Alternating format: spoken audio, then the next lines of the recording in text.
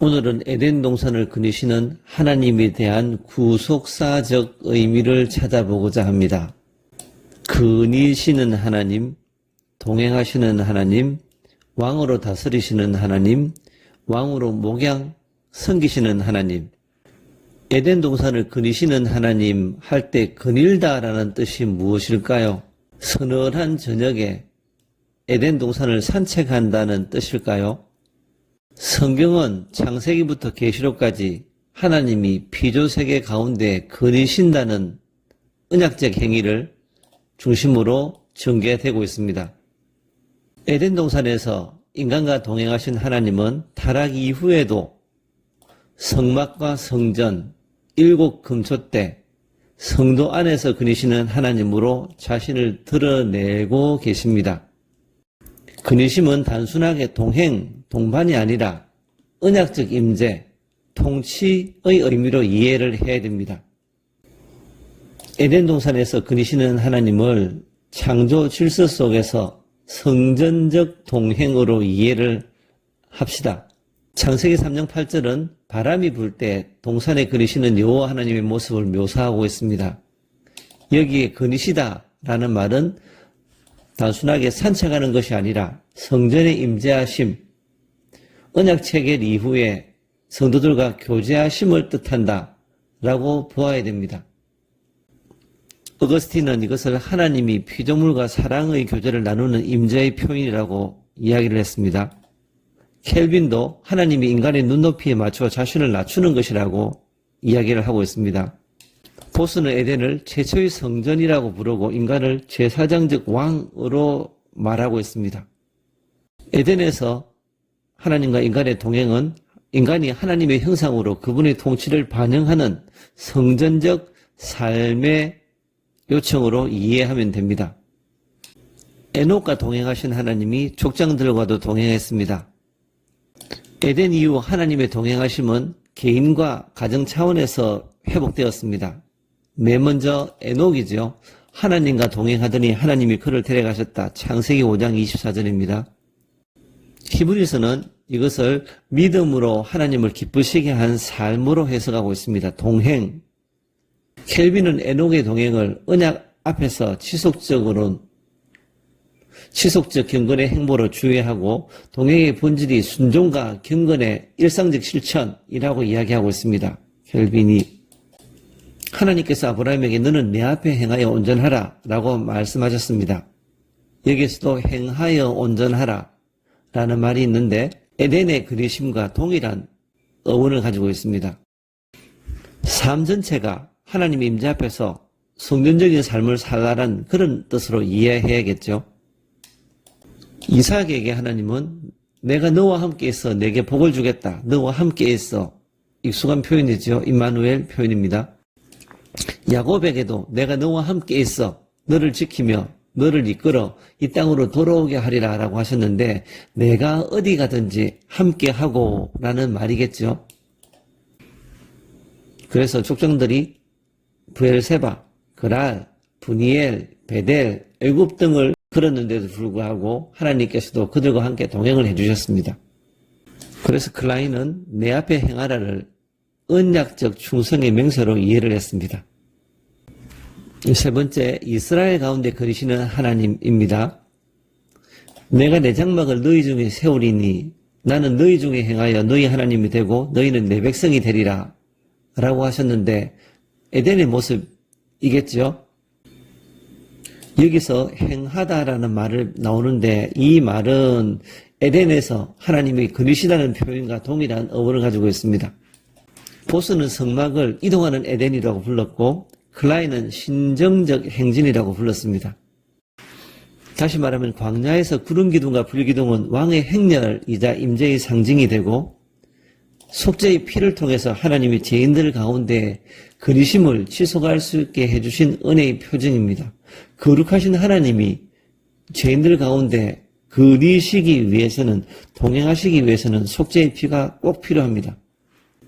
세 번째, 예수님 안에서 그리시는 하나님 임마누엘이 되죠. 사도행전 10장 38절은 하나님이 나사렛 예수 성령과 능력을 기름 붓듯 하셨다라고 말하고 있습니다. 예수님이 두루 다니시며 선한 일을 행하시고 병든 자를 고치셨다라고 말하고 있는데 예수님의 공생애는 하나님 육신을 입고 다시 땅 위를 거니신 사건입니다. 톰 나이트는 예수님을 에덴의 하나님이 다시 걸으신 사건이라고 설명하고 있고, 보스는 하나님 나라의 실현이 인간 역사 속으로 침투한 순간이라고 이야기합니다. 예수님이 이 땅을 그리시는 것을 하나님 나라가 역사 속으로 침투하는 순간이라고 표현을 하고 있습니다. 예수님은 단지 걸으신 분이 아니라 그 백성 가운데 거하시며 성막처럼 장막을 치시고 그들과 함께 거니셨습니다. 이런 자를 찾아내시고 병든 자를 고치시고 광야에서 무리를 먹이시고 풍랑 가운데 제자를 지키시고 마침내 아버지께서 내게 주신 자 중에 하나도 잃어버리지 아니하셨다라고 고백하셨습니다. 그래서 창세기에 나오는 하나님의 근위심을 어떻게 이해해야 할까요? 라고 물으면은 잃어버린 자를 구원하시고 품으시는 언약적 동행으로 창세기 에덴의 하나님의 근위심을 이해해야 됩니다. 클라인은 그리스도의 걸음 속에 하나님의 임재, 보호, 구속의 뜻이 완전하게 실현되었다라고 설명을 하고 있습니다. 네 번째, 교회 안에서 촛대 사이를 거니시는 주님.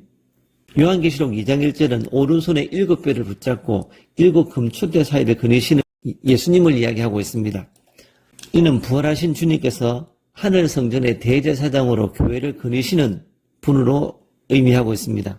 보스는 하나님 나라의 현재적 통치로 이해했습니다.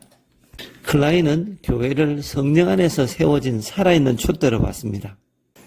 주님은 교회 가운데 거니시며 책망하고 회복시키시는 분입니다.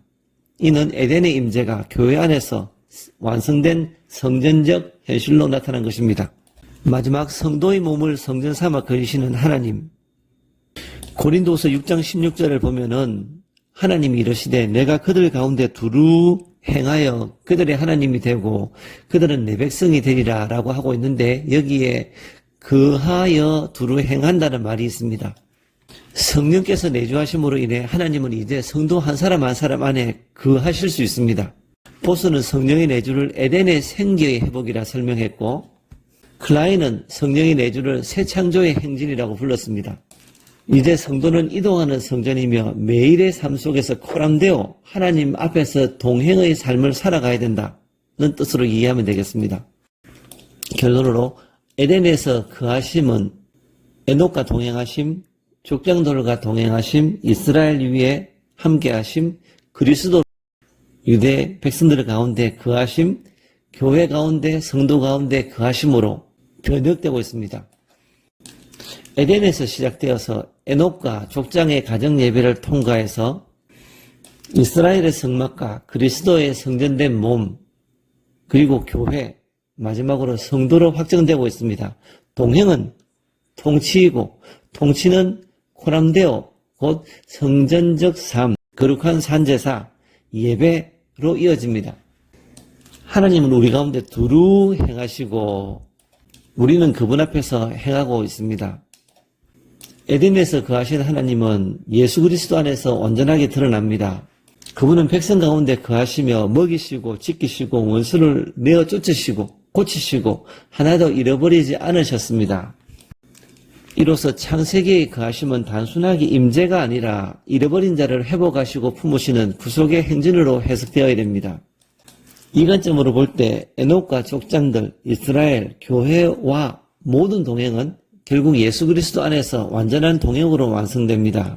하나님은 인간의 불순종에도 불구하고 그들을 버리지 아니하시고 잃어버린 자를 찾아 품에 안으시고 다시 동행의 길로 부르십니다.